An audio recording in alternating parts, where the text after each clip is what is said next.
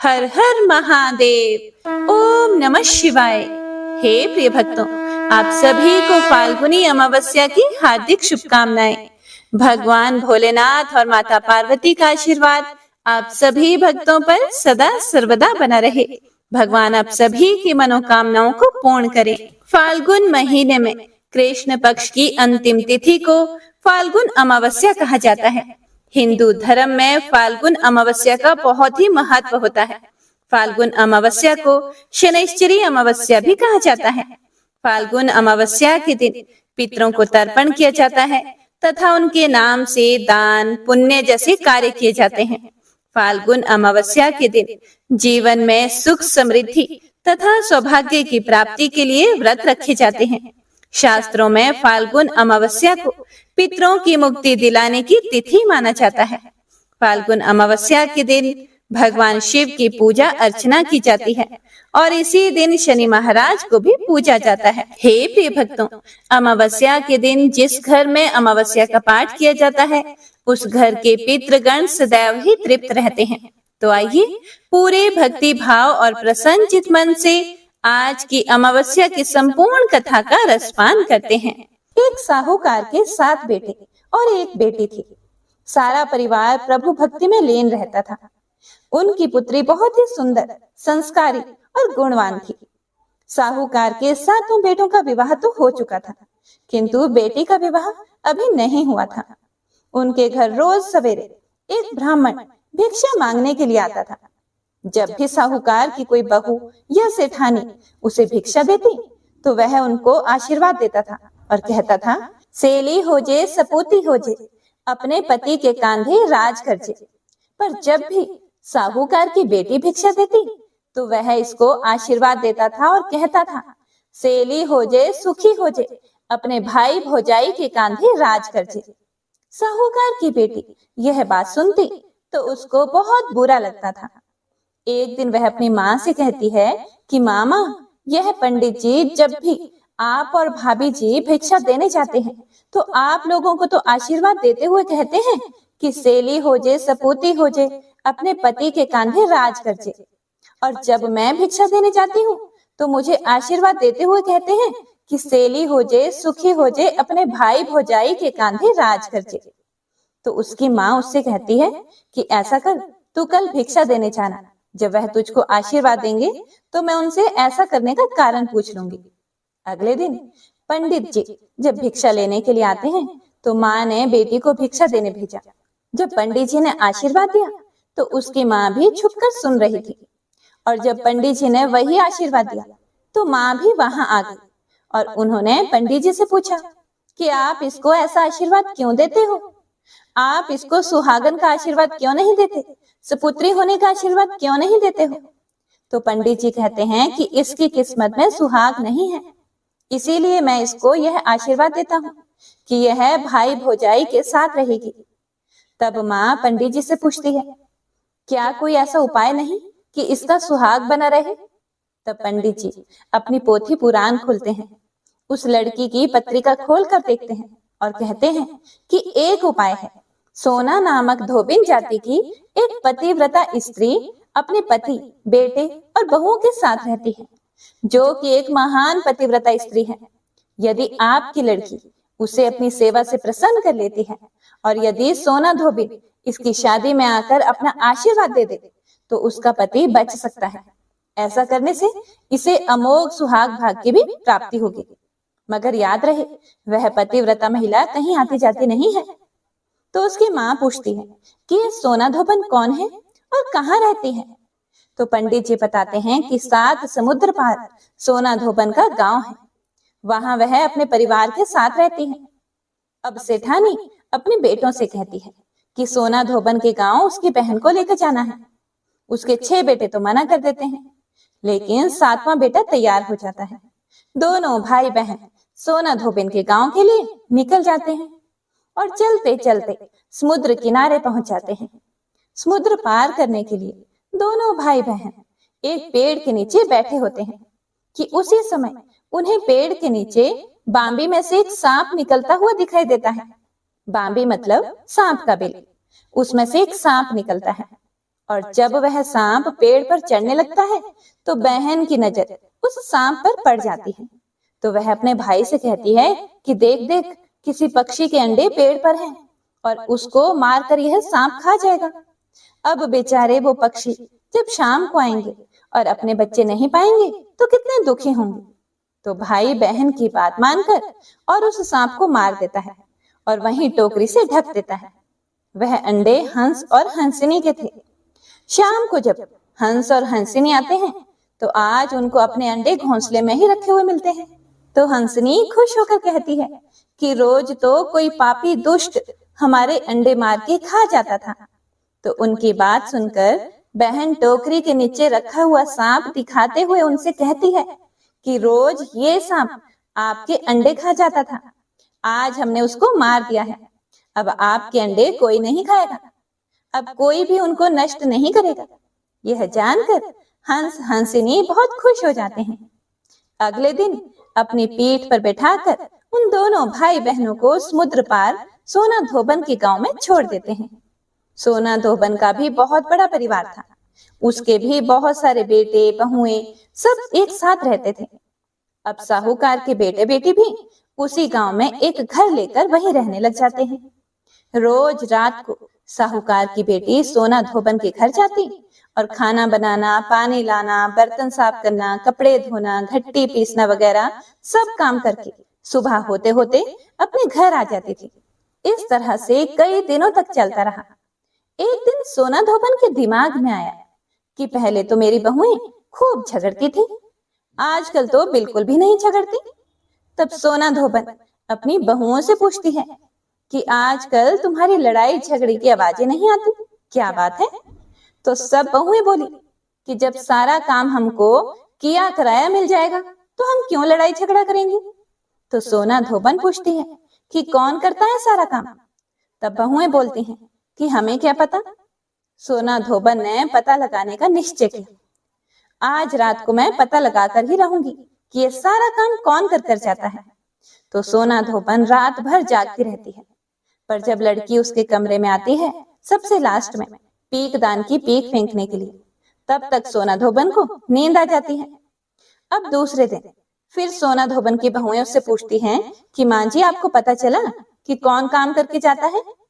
तो सोना धोबन बोली कि आज तो उसको नींद आ गई थी, पर अब आज अगले रात के लिए हाथ पैर में चाकू से चीरा लगाएगी और उसमें नमक मिर्ची लगाएगी ताकि जलन के कारण उसको नींद ना आए, और वह घाव जलेगा तो नींद नहीं आएगी। तो रात भर जगती है और हाय रे करती रहती है। जब वह लड़की सारा काम करके और उसके कमरे में पीकदान की पीक फेंकने के लिए आती है तो सोना धोबन उसका हाथ पकड़ लेती है और उससे पूछती है कि तू कौन है? भूत है, चुड़ैल है, क्या है जो मेरे घर का काम करके जाती है? तब वह लड़की बोलती है कि मैं तो कोई भी नहीं हूँ, मैं तो एक साहूकार की लड़की हूँ और सवेरे मेरा भाई आकर आपसे सारी बात करेगा। और यह बोलकर साहूकार की लड़की वहां से आ जाती है। सवेरे उसका भाई सोना धोबन के घर आता है और सारी बात बताता है कि पंडित जी ने उनको बताया था कि यदि आप शादी में आकर उसकी बहन को आशीर्वाद दोगे तो उसकी बहन का सुहाग खत्म नहीं होगा। तो सोना धोबन जब यह सारी बातें सुनती है तो शादी में आने के लिए तैयार हो जाती है। भाई बहन कहते हैं कि आप अभी हमारे साथ चलो। तो सोना धोबन बोली कि नहीं, अभी मैं नहीं चलूंगी, अभी आप जाओ, शादी पक्की करो, शादी की डेट फाइनल करो और जिस दिन शादी हो उससे पहले मुझे न्योता दे देना, मैं आ जाऊंगी। दोनों भाई बहन अपने घर आते हैं। बहन के लिए लड़का ढूंढ के शादी की तारीख पक्की हो जाती है। सोना धोबन को भी न्योता भेज दिया जाता है और सोना धोबन शादी के दिन आ भी जाती है। अब शादी के दिन फेरे के ठीक बाद दूल्हा मर जाता है। फिर तो सब जगह हाहाकार मच जाता है कि दूल्हा मर गया, दूल्हा मर गया। तब सोना धोबन आती है, हाथ में जल लेकर संकल्प लेती है और दूल्हे के मुंह में वह जल छोड़ती है। तो दूल्हा उठ बैठता है। तो सब सोना धोबन की जय जयकार करने लगते हैं कि सोना धोबन ने हमारे दामाद को जिंदगी दे दी। उसके बाद सोना धोबन बोली कि अब तो मैं अपने घर जाऊंगी। तो सब उसको रोकने के लिए कहते हैं कि अभी रुक जाओ, लेकिन सोना धोबन मना कर देती है। फिर सब सोना धोबन को विदाई के लिए बहुत सारा सामान देते हैं, खाना वगैरह, तो वह सब चीजों के लिए मना कर देती है। वह बस केवल मंडप की एक चंवरी लेती है। मंडप की चंवरी मतलब मंडप जो बनता है, जो उसके आसपास जो मटकियां रखी जाती हैं, उनको बोलते हैं मंडप की चंवरी। तो वह एक मटकी, मिट्टी की बनी हुई मटकी लेकर जाती है। अब अगले दिन वापस सोमवती अमावस्या होती है। उस दिन सोना धोबन समुद्र किनारे ही पहुंचती है, तो वह वहीं सोमवती अमावस्या की पूजा करती है।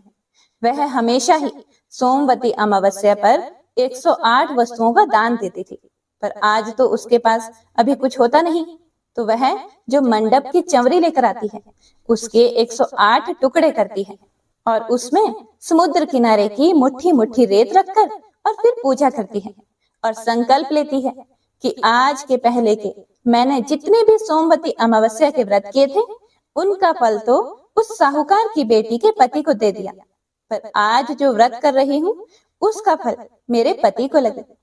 अब सोना धोबन क्योंकि 108 वस्तुएं दान करती थी और बहुत अच्छा अच्छा दान देती थी, तो बहुत सारे ब्राह्मण उससे दान लेने आते थे। अब जैसे ही उन लोगों को पता चलता है कि सोना धोबन समुद्र किनारे है, तो वे सभी ब्राह्मण दान लेने के लिए वहीं आ जाते हैं। पर जब वह देखते हैं कि चंवरी के टुकड़े में रेत रखी हुई है, तो कुछ गुस्सैल लोग तो उसको वहीं फेंक देते हैं, और जो कुछ सीधे साधे लोग होते हैं वो सोचते हैं कि जब उसने अच्छा अच्छा दान दिया था तो हम अपने घर लेकर गए, तो आज यह जो दान मिला है इसे भी सिर माथे लगाकर घर लेकर जाते हैं।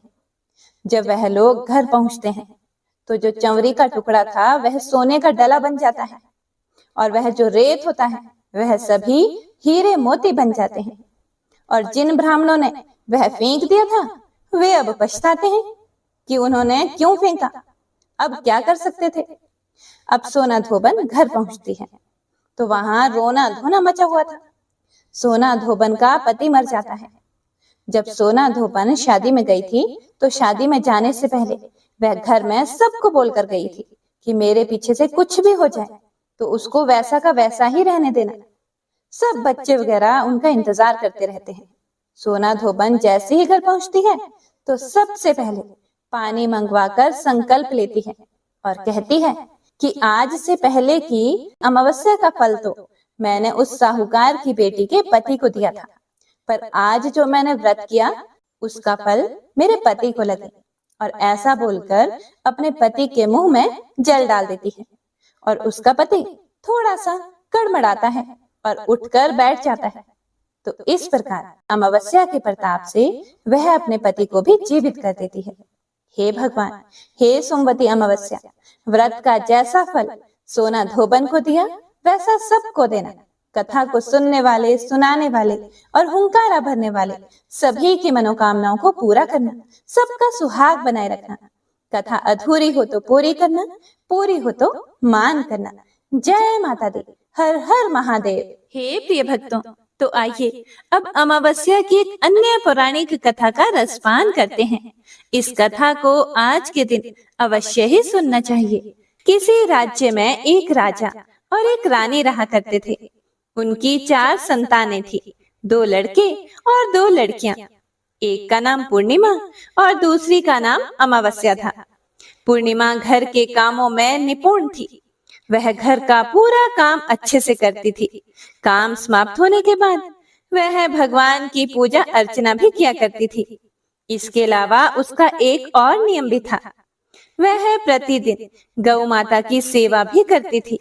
वहीं दूसरी तरफ उसकी बहन अमावस्या ना तो घर का कोई काम करती थी और ना ही कोई पूजा पाठ में उसकी विशेष रुचि ही थी, और ना ही वह कभी गौ माता की सेवा किया करती थी। पूर्णिमा सर्वगुण संपन्न थी। फिर भी राजा और रानी अपने दोनों बेटों से और पुत्री अमावस्या को ही प्यार किया करते थे। वह पूर्णिमा को ज्यादा नहीं चाहते थे, उसके साथ भेदभाव करते थे।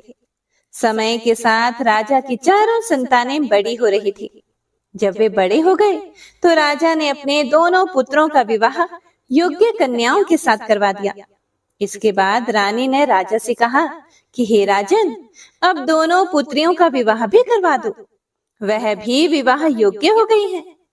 लेकिन आप ऐसा करना कि पुत्री अमावस्या का विवाह किसी बड़े खानदान में कराना और पूर्णिमा का विवाह किसी गरीब परिवार में करवाना, क्योंकि पूर्णिमा को तो केवल भगवान की पूजा पाठ और घर के कामकाज करना पसंद है और साथ ही उसे गाय की सेवा करना भी बहुत पसंद है। गरीब घर में होगी तो इसके सारे काम हो जाएंगे और अमावस्या को कुछ भी करना पसंद नहीं है। इसके लिए बड़ा राजघराना देखना ताकि उसे कोई काम ना करना पड़े। तब रानी की बात सुनकर राजा ने कहा कि ठीक है, और वह अपनी दोनों पुत्रियों के लिए रिश्ता ढूंढने के लिए निकल पड़े। राजा अपने पड़ोसी राज्य में जाकर वहां के राजा के पुत्र से अमावस्या का रिश्ता तय कर देते हैं और वहीं पास ही के गांव में जाकर एक गरीब परिवार के लड़के से पुत्री पूर्णिमा का रिश्ता भी तय कर देते हैं। और घर आकर राजा ने सारी बात रानी को बता दी। तो रानी सोचने लगी कि अब देखते हैं भगवान इसकी मदद कैसे करते हैं। यह तो बहुत ही पूजा पाठ करती है और भगवान में सदा ही मग्न रहती है। पूर्णिमा का भाई और भाभी पूर्णिमा से बहुत प्यार करते थे, क्योंकि पूर्णिमा उनके घर के कामों में उनका साथ देती थी, हर काम में उसका हाथ बटाती थी। जबकि अमावस्या अपने भाई भाभी की कोई भी सहायता नहीं करती थी, उन पर अपना रोब जमाती थी और ना ही कोई घर का कार्य करती थी। ऐसा करते करते कई महीने बीत गए। अमावस्या और पूर्णिमा दोनों का विवाह हो गया। राजा और रानी ने अपनी दोनों बेटियों की विदाई कर दी। विदाई करते समय राजा और रानी ने अमावस्या बेटी को खूब सारा धन दौलत देकर विदा किया और पूर्णिमा को कुछ भी नहीं दिया, खाली हाथ अपने घर से विदा कर दिया। इसके बाद दोनों बहनें अपने अपने ससुराल को चली गई। कुछ दिन बीत गए। एक दिन अमावस्या अपने घर पर शिव जी की कथा रखवाती हैं, जिसमें वह सभी गांव वालों को निमंत्रण भेजती है, पर अपनी बहन पूर्णिमा को नहीं बुलाती। जब गांव की सभी औरतें अमावस्या के यहाँ जाती हैं, तो उन्हें इस तरह से जाता हुआ देखकर पूर्णिमा उनसे पूछती है कि आप सब इस तरह से तैयार होकर कहाँ जा रही हैं? तो वे औरतें पूर्णिमा से कहती हैं कि तुम्हारी बहन के यहाँ शिव जी की कथा रखी है, क्या तुम वहां पर नहीं जाओगी?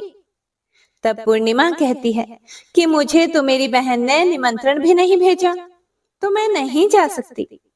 तभी गांव की औरतें पूर्णिमा से कहती हैं कि बुलावा नहीं आया तो क्या हुआ, तुम्हारी बहन है, भूल गई होगी। यह तो भगवान शिव की कथा है, सुनने जाने में क्या हर्ज है। हम तो कहती हैं कि तुम हमारे साथ चलो। तब पूर्णिमा गांव की औरतों की बात सुनकर उनके साथ भगवान शिव की कथा सुनने के लिए अमावस्या के घर चली जाती है। हे प्रिय भक्तों, जब अमावस्या की नजर पूर्णिमा पर पड़ती है, तो वह उससे कहती है कि पूर्णिमा, तुम यहाँ कैसे चली आई?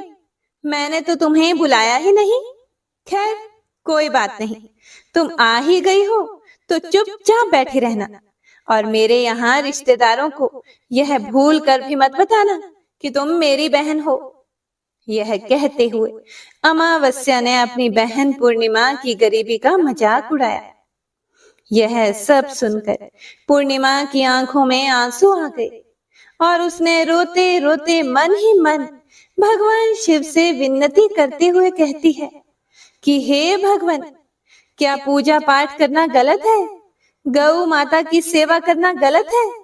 आखिर मेरी क्या गलती थी जो इस तरह मेरी गरीबी को मेरा बार बार मजाक बनाया जा रहा है?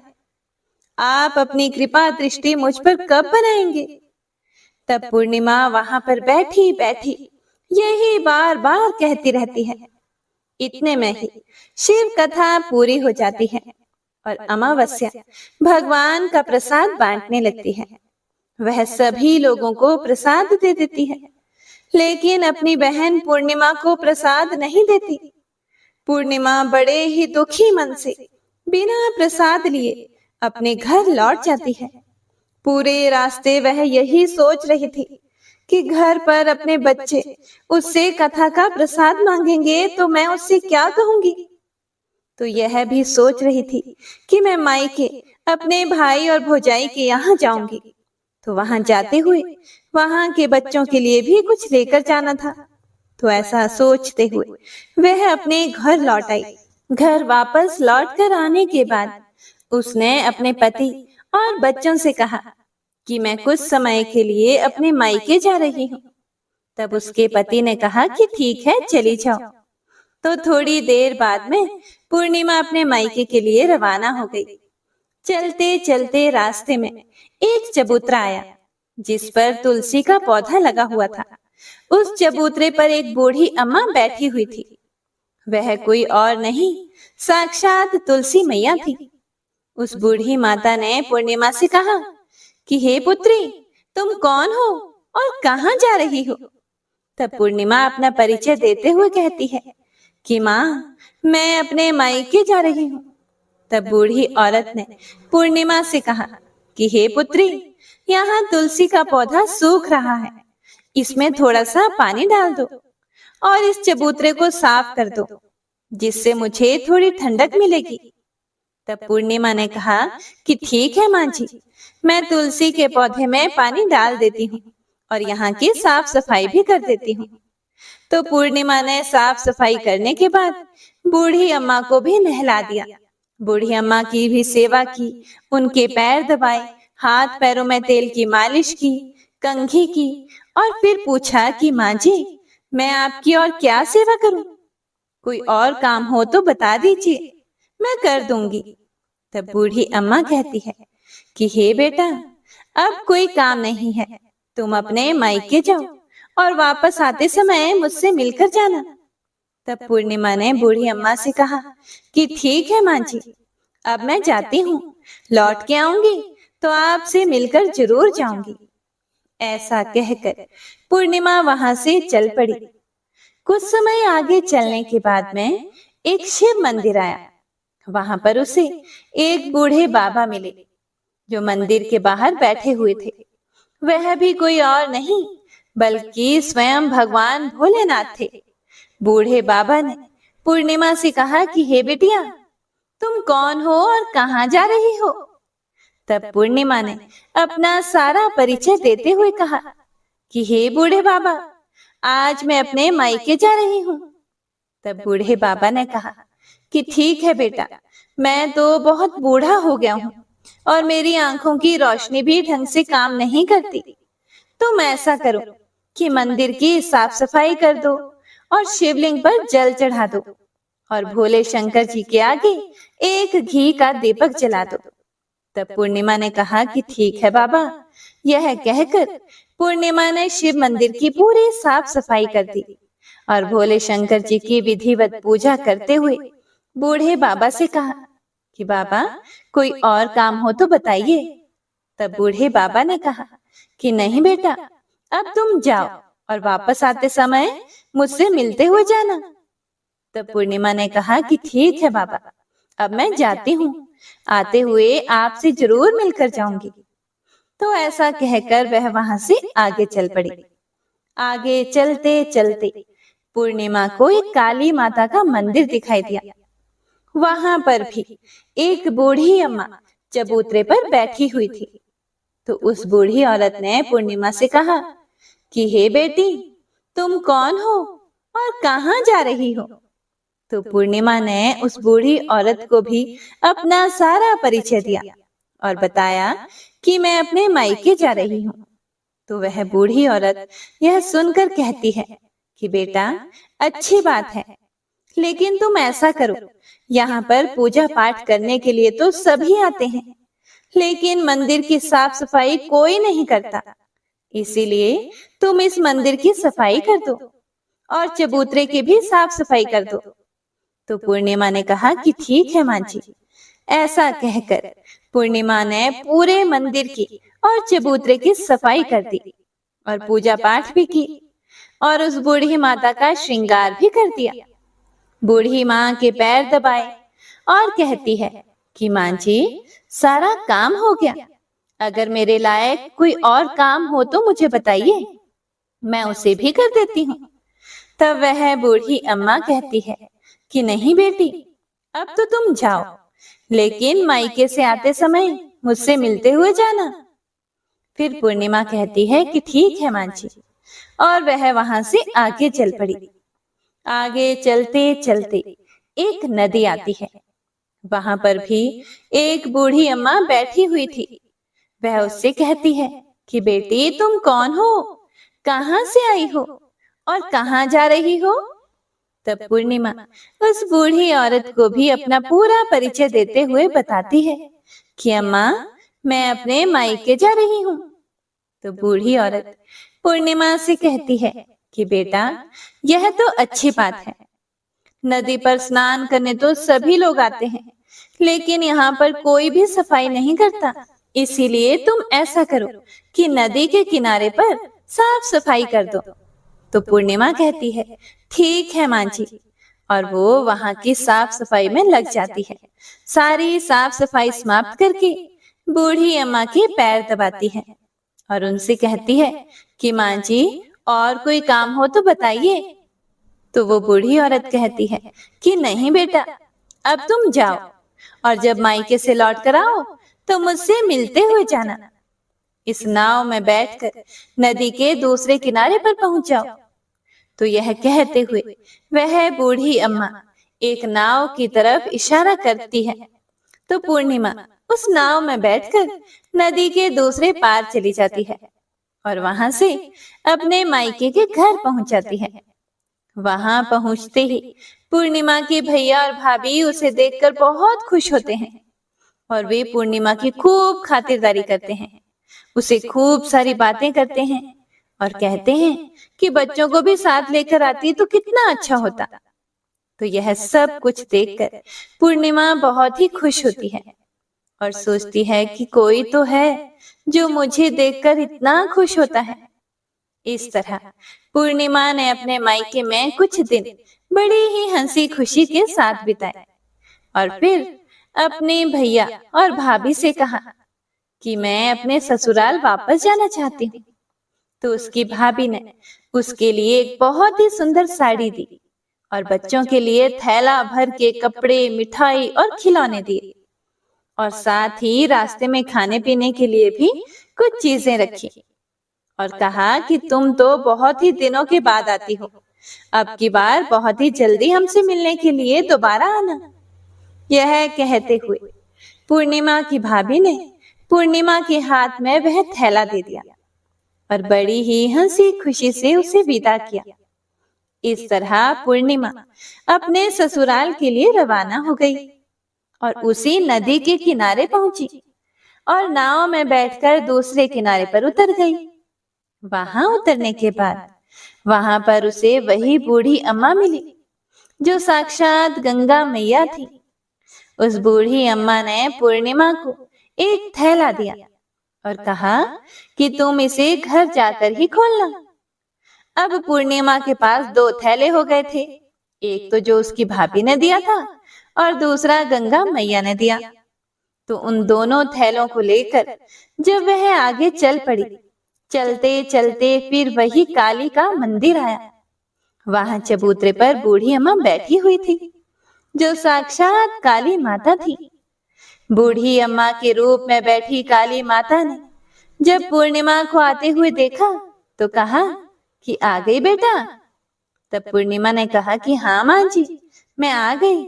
मैंने आपसे कहा था ना कि मैं आते हुए आपसे जरूर मिलकर जाऊंगी। तो काली माता ने भी उसे एक थैला दिया और कहा कि तुम यह थैला अपने घर जाकर खोलना। अब तो पूर्णिमा के पास 3 थैले हो गए। तीनों थैले लेकर पूर्णिमा वहां से चल पड़ी। चलते चलते शिव जी का मंदिर आया जहां बूढ़े बाबा के रूप में स्वयं शिव जी विराजमान थे। बूढ़े बाबा ने पूर्णिमा से कहा कि हे बेटी, आ गई तुम। तब पूर्णिमा ने कहा कि हाँ बाबा, मैं आ गई। तो उन बूढ़े बाबा ने भी पूर्णिमा को एक थैला दिया और कहा कि हे बेटा, तुम इस थैले को अपने घर पर जाकर ही खोलना। तो पूर्णिमा ने कहा कि ठीक है बाबा, और यह कहकर पूर्णिमा वहां से चल पड़ी। अब पूर्णिमा के पास 4 थैले हो गए। अब पूर्णिमा 4 थैलों को एक साथ कैसे लेकर जाती? तो उसने अपनी एक पुरानी साड़ी निकाली और सारे थैलों को उस साड़ी में रखकर बांध लिया। एक गठड़ी बनाकर सिर पर रखकर वह रवाना हो गई। चलते चलते उसे फिर से रास्ते में तुलसी माता बूढ़ी अम्मा के रूप में मिलती हैं। तो उससे कहती हैं कि पूर्णिमा तुम आ गई? तब पूर्णिमा कहती है कि हाँ माँ जी, मैं आ गई। मैंने आपसे कहा था ना कि मैं आते हुए आपसे जरूर मिलकर जाऊंगी। तो वह बूढ़ी अम्मा कहती है कि बेटा, मैं तो तेरी ही राह देख रही थी।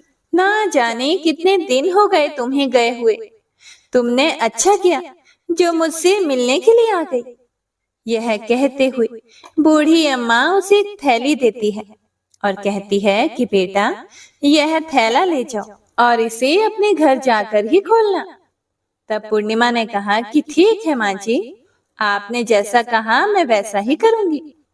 और यह कहते हुए पूर्णिमा ने वह 5वां थैला वहां से लेकर वह रवाना हो गई। अब एक गठड़ी सिर पर और एक थैला हाथ में लिए जैसे ही वह अपने ससुराल के घर पहुंचती है, तो उसे देखकर उसके बच्चे बड़े ही खुश होते हैं और कहते हैं कि मामा, आप मामा के यहाँ से क्या लेकर आई हो? हमें जल्दी से दिखाओ। हमें तो लगता है कि खूब सामान लेकर आई हो। अब की बार मामा ने हमारे खाने के लिए क्या भेजा है? हमें जल्दी से दिखाओ। तब पूर्णिमा कहती है कि बेटा थोड़ा सब्र करो। यह कहते हुए पूर्णिमा अपने सिर पर से गठड़ी को नीचे रखती है और उसे खोलकर सबसे पहले अपने मायके का थैला खोलकर देखती है। तो उसमें बच्चों के लिए अच्छे अच्छे कपड़े, खाने पीने के सामान, बच्चों के खेलने के लिए खिलौने और कुछ गहने भी रखे हुए थे। तो उसे देखकर वह मन ही मन बहुत ही खुश होती है और अपने भैया भाभी को खूब आशीष देती है। फिर पूर्णिमा कपड़े अपने बच्चों को दे देती है और खाने पीने की चीजें भी बच्चों को देकर अपने बच्चों का चेहरा निहारने लगती है। उसके बच्चे अपने जीवन में पहली बार इतना सब कुछ सामान देख रहे थे, तो वे बहुत ही खुश थे। इसके बाद पूर्णिमा ने दूसरा थैला खोला जो गंगा मैया ने दिया था। उसमें ढेर सारे जवाहरात, सोने चांदी आदि थे। उसके बाद में पूर्णिमा ने तीसरा थैला खोला जो उसे काली माता ने दिया था। उसमें बहुत सारा सोना और श्रृंगार का सामान भरा हुआ था। तो यह देखकर पूर्णिमा बहुत ही खुश हुई। फिर उसने चौथा थैला खोला जो भोले शंकर ने दिया था। वह थैला धन संपत्ति से भरा हुआ था, बहुत सारी खुशियां भरी थी। इसके बाद में पूर्णिमा ने 5वां थैला खोला जो उसे तुलसी मैया ने दिया था। उसमें चावल, दाल और 7 प्रकार के खाने की चीजें भरी हुई थी। अब पूर्णिमा के घर में किसी भी चीज की कोई कमी नहीं थी। उसका घर धन धान्य से भरा हुआ था और परिपूर्ण था। पूर्णिमा और उसका परिवार सुखपूर्वक जीवन व्यतीत करने लगे। तो पूर्णिमा के मन में एक दिन विचार आया कि क्यों ना मैं भी शिव जी की कथा करवाऊं। तो उसने भी शिव जी की कथा का एक कार्यक्रम रखा और पूरे गांव वालों को निमंत्रण दिया। घर घर जाकर सभी लोगों को बुलावा देकर आई। पूर्णिमा अपनी बहन अमावस्या के घर भी गई और शिव जी की कथा सुनने के लिए उसे न्योता दिया। तो अमावस्या ने जब पूर्णिमा को देखा तो वह सोचने लगी कि इतने गहने पहने हुए, इतने सुंदर वस्त्र पहन रखे हैं, इसका घर तो बहुत गरीब है। फिर इतना सब कुछ इसके पास कैसे आया? यह जानने के लिए तो मुझे इसके घर जाना ही पड़ेगा। बस यह सोचकर अमावस्या पूर्णिमा के घर शिव कथा सुनने के लिए आ गई। तो उसने देखा कि पूर्णिमा के घर में कोई भी चीज की कहीं भी कोई कमी नहीं थी। तो इतनी सारी धन दौलत देखकर अमावस्या आश्चर्यचकित हो गई और पूर्णिमा से पूछने लगी कि तुम्हारे घर में इतनी धन दौलत कहाँ से आई? तब पूर्णिमा ने कहा कि देखो बहन, तुमने शिव जी की कथा में मुझे नहीं बुलाया था, फिर भी मैं चली आई। तुमने मुझे प्रसाद तक नहीं दिया और मेरी गरीबी का मजाक उड़ाया था। उसके बाद मैं अपने घर आ गई और घर आते हुए मन में यही सोच रही थी कि अपने मायके जाऊंगी और बच्चों के लिए कुछ लेकर आऊंगी। तुमने तो मेरे बच्चों के लिए प्रसाद तक नहीं दिया, इसीलिए मैं तुम्हारे यहाँ से जाते ही मायके चली गई। यह कहते हुए पूर्णिमा ने उसके बाद जो भी घटना घटी थी वह सारी की सारी अमावस्या को सुना दी। तो यह सारी बातें सुनने के बाद अमावस्या कहती है कि बहन, तुम मुझे प्रसाद मत देना और मुझे खूब डांट लगाओ। तो पूर्णिमा कहने लगी कि यह तो भगवान का प्रसाद है, मैं तो सबको दूंगी और तुम्हें भी दूंगी। इतना कहने पर भी अमावस्या ने प्रसाद नहीं लिया। वह बिना प्रसाद के ही सीधे अपने घर चली गई। घर जाकर अपने बच्चों और पति से कहने लगी कि मैं मायके जा रही हूँ। तो उसके पति ने कहा कि कोई बात नहीं, कुछ दिन रुक कर चली जाना, अभी मुझे कोई काम है। तब अमावस्या ने अपने पति की एक भी बात नहीं सुनी और अपने मायके जाने के लिए तैयार हो गई। जैसे ही वह मायके जा रही थी तो रास्ते में तुलसी माता चबूतरे पर बैठी हुई बूढ़ी माता के रूप में मिली। तो बूढ़ी माता ने अमावस्या से कहा कि बेटी, तुम कौन हो, कहाँ जा रही हो? तब अमावस्या ने अपना परिचय देते हुए कहा कि मैं अपने मायके जा रही हूँ। तब बूढ़ी अम्मा बोली कि बेटा, यह तो अच्छी बात है, पर तुम ऐसा करो कि यह तुलसी का पौधा सूख रहा है, इसमें थोड़ा सा पानी डाल दो और इस चबूतरे की सफाई भी कर दो। तब बूढ़ी अम्मा के इतना कहते ही अमावस्या ने गुस्से में आकर कहा कि बुढ़िया, तुम्हें दिखाई नहीं देता मैंने इतनी महंगी साड़ी पहन रखी है, साफ सफाई करूंगी तो यह गंदी हो जाएगी और यहाँ आसपास पानी भी नहीं है, मैं कहाँ से पानी लाकर तुलसी के पौधे में डाल दूं? तुम्हारे और तो कोई काम नहीं है, तुम ही ऐसा करो कि आसपास कहीं पर पानी होगा, लाकर इस पौधे में डाल देना। ऐसा कहकर अमावस्या वहां से चल पड़ी। चलते चलते शिव मंदिर आया। वहां पर भगवान शिव बूढ़े बाबा का रूप धारण किए हुए बैठे हुए थे। उसे देखते ही पूछा कि बेटा, तुम कहाँ जा रही हो? तो अमावस्या ने कहा, मैं अपने मायके जा रही हूँ। तो बूढ़े बाबा ने कहा कि बेटा, मंदिर की साफ सफाई कर दो और भोले शंकर की पूजा कर दो, आजकल मुझे थोड़ा कम ही दिखाई देता है।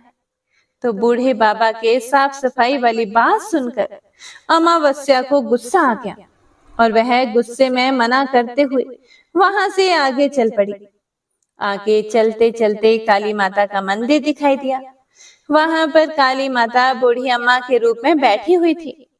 तो अमावस्या को देखते ही काली माता ने पूछा कि बेटी, तुम कौन हो, कहाँ जा रही हो? तब अमावस्या ने कहा, मैं अपने मायके जा रही हूँ। तो वह बूढ़ी अम्मा बोली कि बेटी, तुम मेरा एक काम कर दो, इस मंदिर में पूजा पाठ करने तो सभी लोग आते हैं, लेकिन साफ सफाई कोई नहीं करता। तुम ऐसा करो, मंदिर की साफ सफाई कर दो। तो अमावस्या इस बात पर भड़क पड़ी और कहने लगी, ना तो मैं तुम्हारे इस मंदिर की पूजा पाठ करूंगी और ना ही इसकी सफाई करूंगी।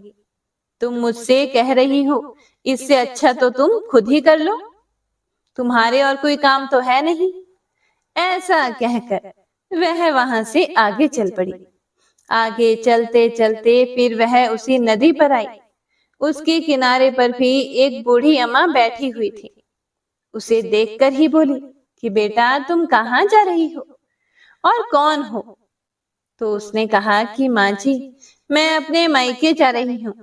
तो बूढ़ी अम्मा ने कहा कि बेटा, यह तो अच्छी बात है, तुम मेरा एक काम कर दो, गंगा नदी में स्नान करने तो सभी आते हैं, पर इसके किनारे सफाई कोई नहीं करता। तुम ऐसा करो कि यहाँ की साफ सफाई अच्छे से कर दो।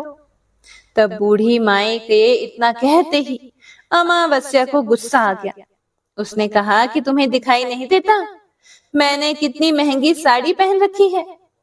मैं यहाँ के राजा की बेटी हूँ, मैं कोई नौकरानी नहीं हूँ जो तुमने कह दिया और मैं यहाँ पर सफाई करने लग गई। तो इस तरह बूढ़ी अम्मा को भला बुरा कहते हुए अमावस्या जैसे ही नाव में बैठने लगी तो नाव में फूलों की जगह कांटे भर गए। लेकिन वह अपने अधिक गुस्से के कारण उन कांटों से भरी नाव में ही बैठ गई। उसके पैरों में कांटे बार बार चुभ रहे थे। जैसे ही वह दूसरे किनारे पर पहुंची तो वहां पर उतरकर वह अपने मायके चली गई। उसके पैरों से खून निकल रहा था। तो उसके भाई और भाभी ने उसे देखा। उसके पैरों के बारे में उससे कुछ भी नहीं पूछा और मन ही मन कहने लगे कि ना तो यह कोई काम करती है और ना ही कोई बात मानती है। अब क्या कहना, पूर्णिमा तो हमारे काम काज में हाथ बटाती थी, यह तो कुछ करने वाली नहीं। इससे ज्यादा बातचीत करना ठीक नहीं। बात नहीं करेंगे तो जल्दी ही वापस भी चली जाएगी। ऐसा सोचकर उन्होंने अमावस्या से ज्यादा बातचीत नहीं की और जल्दी जल्दी खाना बनाया और खा पीकर वह सो गए। अमावस्या जब सुबह जल्दी उठी तो उसने अपनी भाभियों से कहा कि भाभी, मैं ससुराल वापस जा रही हूँ। तो उन्होंने कहा कि ठीक है, जाओ। तो अमावस्या बोली कि पूर्णिमा को तो आपने एक थैला दिया था और मुझे कुछ नहीं दोगी। तो भाई और भाभी ने कहा कि तुम जाओ, तुम्हारा थैला तुम्हारे घर पहुंच जाएगा। फिर अमावस्या वहां से चल पड़ी और चलते चलते नदी के किनारे पहुंची तो वहां पर गंगा मैया बूढ़ी औरत का रूप धारण किए हुए बैठी हुई थी। बूढ़ी माँ ने कहा कि आ गई बेटी। तो अमावस्या बोली कि हाँ, मैं आ गई। कुछ देर तक अमावस्या वहीं खड़ी रही तो बूढ़ी अम्मा ने उसे कुछ भी नहीं दिया। तो अमावस्या बोली कि पूर्णिमा को तो आपने एक थैला दिया था, क्या मुझे नहीं दोगी? तो बूढ़ी अम्मा ने कहा कि तुम घर जाओ, तुम्हारा थैला तुम्हारे घर पहुंच जाएगा। तो वह वहां से चल पड़ी। आगे चलने पर उसे काली मैया मिली। उसे देखते ही अमावस्या ने कहा कि मेरा थैला कहाँ है? तुमने पूर्णिमा को एक थैला दिया था। तो काली अम्मा का रूप धारण किए हुए बूढ़ी अम्मा बोली कि तुम अपने घर जाओ, तुम्हारा थैला तुम्हारे घर पर पहुंच जाएगा। तो यह सुनकर अमावस्या वहां से आगे चल पड़ी। चलते चलते रास्ते में फिर वही शिव मंदिर आया। वहां पर भोले शंकर बूढ़े आदमी का रूप धारण किए हुए बैठे हुए थे। उन्हें देखते ही अमावस्या बोली कि मेरा थैला कहाँ है? तो बूढ़े बाबा ने कहा कि तुम घर जाओ, तुम्हारा थैला तुम्हारे घर पहुंच जाएगा। तो अमावस्या वहां से आगे चल पड़ी। आगे चलते चलते उसे तुलसी माता बूढ़ी अम्मा का रूप धारण किए हुए वहां पर बैठी हुई मिली। तो अमावस्या को देखते ही कहा कि आ गई बेटा? तो अमावस्या ने कहा कि हाँ, मैं आ गई। मेरा थैला कहाँ है? पूर्णिमा को तो आपने थैला दिया था। तो अमावस्या की बात सुनकर तुलसी मैया ने कहा कि तुम अपने घर जाओ, तुम्हें तुम्हारा थैला वहीं पर मिल जाएगा। तो अमावस्या वहां से जल्दी जल्दी अपने घर की ओर चल पड़ी। जैसे ही वह अपने घर पहुंची तो उसने आंगन में देखा कि वहां पर 5 थैले पड़े हुए हैं। अमावस्या ने मन में सोचा कि अब तो मेरे पास भी खूब सारी धन दौलत हो जाएगी। तो उसने जल्दी जल्दी सारे थैलों को खोलकर देखा। किसी में मिट्टी भरी हुई थी तो किसी में पत्थर रखे हुए थे, किसी में कोयला था और मायके वाली थैला बिल्कुल खाली था। तो इस तरह के थैलों को देखकर अमावस्या को बहुत ही गुस्सा आया और वह दौड़ती दौड़ती पूर्णिमा के घर गई और कहने लगी कि तुम्हें तो इतना सब कुछ मिला और मुझे कुछ नहीं मिला। तूने मुझसे झूठ क्यों बोला? तो अमावस्या की बात को सुनकर पूर्णिमा उससे कहती है, हे बहन, जब मैं अपने मायके जाती हूँ तो अपनी भाभियों के साथ उनके काम में हाथ बटाती हूँ, उनके साथ मिलकर काम करती हूँ, उनकी इज्जत करती हूँ। लेकिन तुम तो अहंकारवश किसी की भी इज्जत नहीं करती, इसीलिए वे भला तुम्हें क्या देंगे? तुमने तुलसी माता को ठुकरा दिया, गंगा मैया को ठुकरा दिया, काली माँ को भी ठुकराया और भगवान शिव का कहना भी नहीं माना, इसीलिए उन्होंने तुम्हें कुछ भी नहीं दिया। मैंने उन सब का कहा हुआ काम बड़े ही श्रद्धा भाव से किया था, इसीलिए यह सब कुछ मुझे प्राप्त हुआ है। यह सब मुझे पूजा और भक्ति से मिला है। तो यह सब सुनकर अमावस्या कहती है कि बहन, मुझे माफ कर दो, मैंने तुम पर हमेशा अत्याचार किया है। माँ ने भी हमेशा हम दोनों के बीच में भेदभाव रखा था। आज मेरी आंखें खुल गई हैं। मुझे कुछ नहीं मिला, कोई बात नहीं, पर मैं भी भगवान की भक्ति करना चाहती हूँ और भगवान की भक्ति करके सब कुछ प्राप्त कर लूंगी। इन सब चीजों का रहस्य बताओ। तब पूर्णिमा कहने लगी कि तुम 3 सूत्र का ज्ञान लो और उसकी कथा करना। पहले सूत्र में दया मांगना, दूसरे सूत्र में कथा मांगना और तीसरे सूत्र में 108 बार ओम नमः शिवाय का जाप करना। बहन, यह सूत्र भगवान ने स्वयं दिए हैं, इसीलिए तुम इनको अपने हृदय में बसा लेना। मैंने भी इन तीनों सूत्रों को अपने जीवन में अपनाया है और सच्चे मन से भगवान की भक्ति और पूजा पाठ की थी। तभी तो मुझे इतने गरीब घर में ब्याहने के बाद भी आज मेरे पास सब कुछ है, और तुम्हारा एक अमीर घराने में विवाह होने के बाद भी आज सब कुछ नष्ट हो गया है। यह 3 सूत्र अपने मन में रखकर अमावस्या अपने घर चली गई और भगवान की पूजा पाठ करने लगी और भगवान शिव से माफी मांगते हुए कहा, हे भोलेनाथ, हे भोले शंकर, मुझे माफ कर दो। जो मैंने अपनी बहन पूर्णिमा पर इतने अत्याचार किए। शिव कथा में वह बिना बुलाए आई, फिर भी मैंने उसका अपमान किया। मुझे माफ कर दो। अब मैं पूरे विधि विधान से पूजा अर्चना किया करूंगा। और फिर वह गौ माता की सेवा भी करने लगी और दूसरों की मदद भी करने लगी, जिसकी वजह से उसका घर धन धान्य से परिपूर्ण हो गया। तो प्रेम से बोलिए शिव शिवा की जय, लक्ष्मी नारायण भगवान की जय। ओम नमः शिवाय। तो हे प्रिय भक्तों, यह थी अमावस्या और पूर्णिमा, 2 बहनों की कथा, जो अमावस्या और पूर्णिमा के व्रत में अवश्य ही सुननी चाहिए। भगवान भोलेनाथ और भगवान श्री हरि विष्णु जी आपकी सभी मनोकामनाओं को पूर्ण करें, ऐसी हम मंगल कामना करते हैं। जय श्री हरि विष्णु।